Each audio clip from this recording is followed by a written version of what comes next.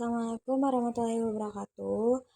Saya Rahma Aulia Ramadan dengan NPM 235001038 akan memaparkan materi mata kuliah dasar ilmu tanah mengenai pH, unsur hara, serta keasaman basa. Untuk materi yang pertama yaitu pH tanah. Apa sih yang dimaksud dengan pH tanah itu? pH tanah atau potential of hydrogen merupakan suatu standar pengukuran tingkat keasaman atau kebasaan pada suatu lahan. pH tanah sangat penting untuk diketahui oleh para petani. Dengan mengetahui kadar pH dalam tanah, maka para petani dapat menentukan tanaman apa yang cocok ditanam atau dibudidayakan, karena setiap tanaman memiliki karakteristik kebutuhan kadar pH yang berbeda-beda. Contohnya seperti sayur mayur yang cocok ditanam di tanah yang sedikit asam. Selanjutnya ada skala pH tanah. Apa itu skala pH tanah? Skala pH tanah merupakan tingkat keasaman atau kebasaan suatu tanah yang diukur dengan skala pH dari 0 hingga 14. Yang pertama, tanah dengan pH netral memiliki skala pH sekitar 7. Tanah ini merupakan tanah yang paling ideal untuk ditanami karena keasaman dan basanya seimbang, sehingga unsur hara dan nutrisi yang terkandung dalam tanah mudah tersedia bagi tanaman. Selanjutnya, tanah asam. Tanah ini memiliki pH di bawah 7, biasanya antara 4 hingga 6. Tanah ini seringkali dijumpai di daerah dengan curah hujan yang tinggi. Tanah yang asam cenderung memiliki nutrisi yang sedikit, sehingga untuk menyuburkan tanahnya memerlukan proses pengapuran. Yang ketiga, tanah basa. Tanah basa memiliki pH di atas 7. Rentang pH yang umum untuk tanah basa biasanya antara 7 hingga 8,5. Umumnya, tanah basa ini dapat kita temukan di daerah dengan iklim kering dan memiliki tingkat irigasi yang rendah. Tanah basa dapat memiliki masalah ketersediaan nutrisi tertentu seperti zat besi yang cenderung menjadi tidak tersedia di tanah basa ini. Untuk menyuburkan tanah basa, diperlukan pengasaman tanah dengan menggunakan bahan organik atau pupuk khusus yang dapat membantu menurunkan pH tanah basa. Selanjutnya, mengapa pemahaman terhadap pH ini penting? Yang pertama, untuk menentukan mudah atau tidaknya unsur hara yang diserap oleh tanaman. Unsur hara yang mudah diserap oleh tanaman biasanya berada pada pH 6-7. Yang kedua, pH ini menunjukkan keberadaan unsur-unsur yang bersifat racun bagi tanaman, seperti pada tanah masam yang banyak ditemukan unsur aluminium yang selain bersifat racun juga mengikat fosfor sehingga tidak dapat diserap oleh tanaman. Yang terakhir, pH ini sangat memengaruhi perkembangan mikroorganisme di dalam tanah. Selanjutnya, ada hubungan antara pH dan tanaman yang dapat tumbuh. pH tanah memiliki peran penting dalam pertumbuhan tanaman karena memengaruhi ketersediaan unsur hara dan aktivitas organisme di dalam tanah. Selain itu, setiap tanaman memiliki preferensi pH tanah yang berbeda-beda. Contohnya seperti tanaman magnolia yang dapat tumbuh dengan baik di tanah masam dengan skala pH 5-6. Kemudian beberapa jenis tanaman hutan seperti jati dan pinus dapat hidup di tanah basa.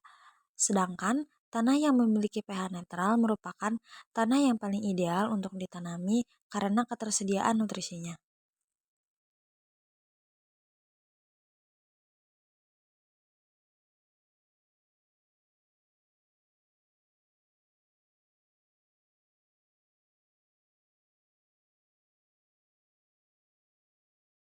Hubungan antara pH dan kejenuhan basa bersifat positif, di mana tanah dengan pH tinggi umumnya memiliki kejenuhan basa tinggi, dan tanah dengan pH rendah memiliki kejenuhan basa rendah. Kejenuhan basa yang tinggi menandakan tanah kaya akan kation basa yang penting bagi pertumbuhan tanaman. Selanjutnya mengenai unsur hara. Jadi, apakah yang dimaksud dengan unsur hara? Unsur hara esensial adalah unsur-unsur yang dibutuhkan tanaman untuk tumbuh dan berkembang. Unsur hara dibagi menjadi dua kategori utama, yaitu makronutrien dan mikronutrien. Yang pertama, unsur hara makronutrien adalah unsur-unsur yang dibutuhkan tanaman dalam jumlah yang relatif besar. Yang termasuk ke dalam unsur hara makronutrien ini seperti nitrogen, yang fungsinya membantu dalam pembentukan sel tanaman, jaringan, dan organ. Kemudian fosfor, yang fungsinya membantu pertumbuhan akar, benih, buah, dan bunga, serta kalium, yang fungsinya mengatur fotosintesis, akumulasi translokasi, transportasi karbohidrat, membuka dan menutupnya stomata, atau mengatur distribusi air di dalam jaringan sel. Selanjutnya terdapat magnesium. Magnesium ini membantu fotosintesis sebagai aktivator transportasi energi beberapa enzim pada tanaman. Juga ada kalsium yang berperan dalam menguatkan, mengatur daya tembus, serta merawat dinding sel. Dan yang terakhir merupakan belerang atau sulfur. Belerang ini berperan untuk membentuk struktur dan fungsi enzim serta protein, membentuk klorofil, dan menunjang proses fotosintesis, serta berperan dalam reaksi metabolisme seperti karbohidrat, lemak, dan juga protein. Kemudian selanjutnya, yang kedua dari unsur hara esensial yaitu unsur hara mikronutrien. Unsur hara mikronutrien ini merupakan nutrisi yang penting bagi tanaman yang dibutuhkan dalam jumlah yang relatif lebih kecil namun sangat vital untuk pertumbuhan dan perkembangan tanaman. Apa saja yang termasuk ke dalam unsur hara mikronutrien? Yang pertama ada zat besi. Zat besi ini penting untuk sintesis klorofil, metabolisme, oksidasi reduksi, dan transportasi elektron. Kemudian mangan yang dibutuhkan untuk aktivasi enzim, terutama dalam proses fotosintesis dan metabolisme karbohidrat. Selanjutnya, ada tembaga. Tembaga ini berperan dalam pembentukan klorofil, aktivasi enzim, dan metabolisme nitrogen. Seng penting untuk pembentukan enzim dan protein, serta pengaturan pertumbuhan tanaman. Boron mendukung pembelahan sel, pembentukan dinding sel, dan transportasi karbohidrat. Molybdenum berperan dalam fiksasi nitrogen oleh bakteri tanah dan aktivasi enzim. Serta yang terakhir yaitu klorin, yang meskipun kebutuhannya ini relatif rendah, namun klorin sangat penting untuk fotosintesis dan metabolisme tanaman. Kemudian, di sini terdapat tata cara penggunaan alat pH meter. Yang pertama, persiapkan alat.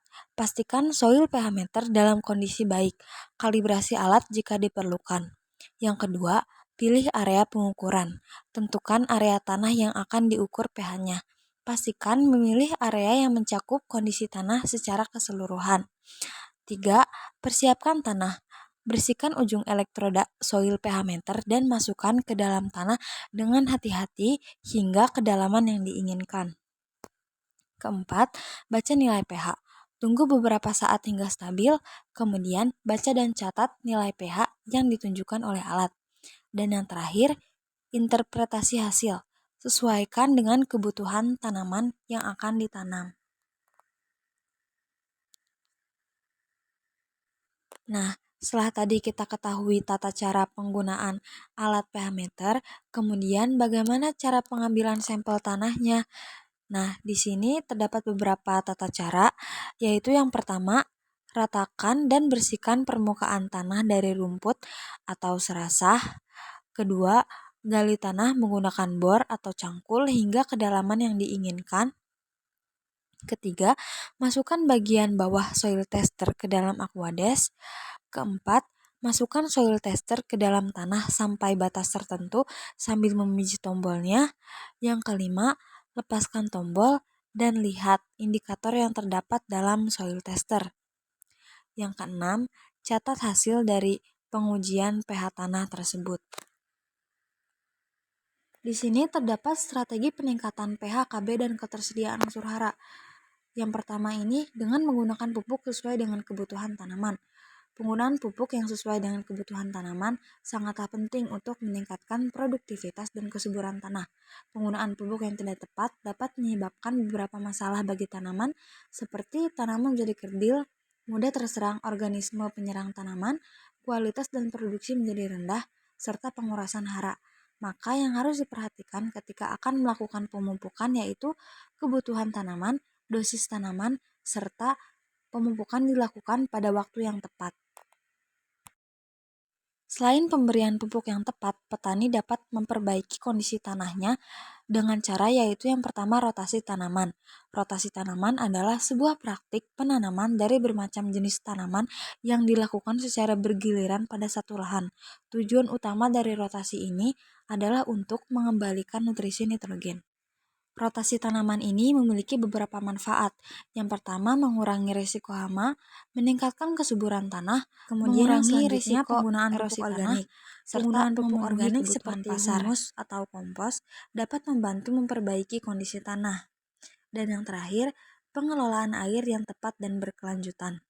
Pengelolaan air ini dapat dilakukan dengan cara yang pertama, mengukur dan memantau penggunaan air, menentukan kebutuhan air untuk tanaman, mengubah teknologi irigasi menjadi efisien, serta menerapkan konservasi tanah dan air.